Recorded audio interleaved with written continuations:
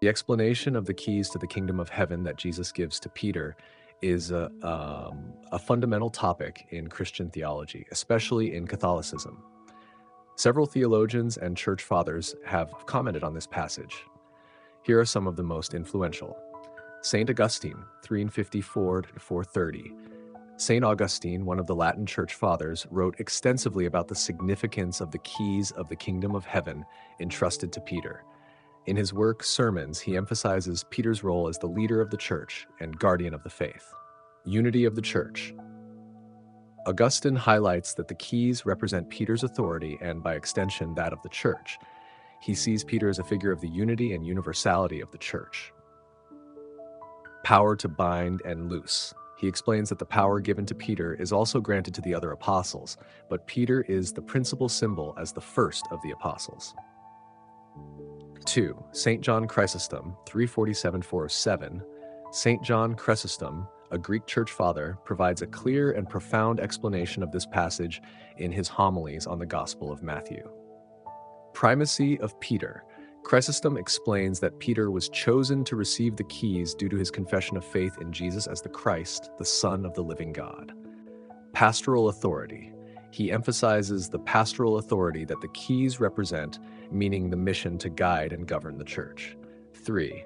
St. Thomas Aquinas, 1225 to 1274. St. Thomas Aquinas, in his Summa Theologica, also addresses this biblical passage. Power of the keys. Aquinas explains that the keys symbolize the power to bind and loose, meaning to forgive sins and administer ecclesiastical discipline. Apostolic succession. He stresses that this power given to Peter is passed on to his successors, the bishops of Rome, thus reinforcing the doctrine of the papacy. 4. Catechism of the Catholic Church, CCC.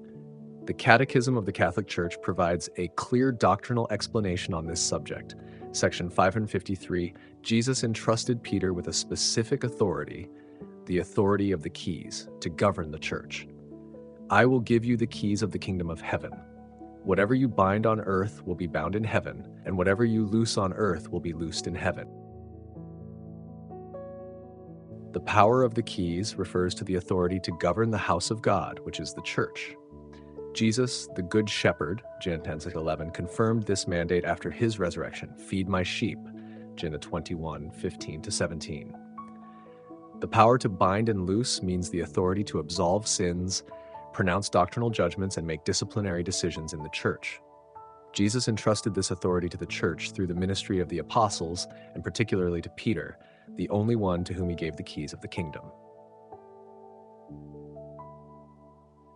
Papacy and councils. First Vatican Council, 1870.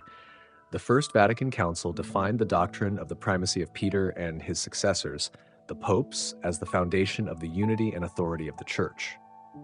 Papal documents. Several popes, including John Paul II and Benedict XVI, have written and spoken about the importance of Peter's keys in their teachings and writings, reaffirming papal authority and apostolic succession.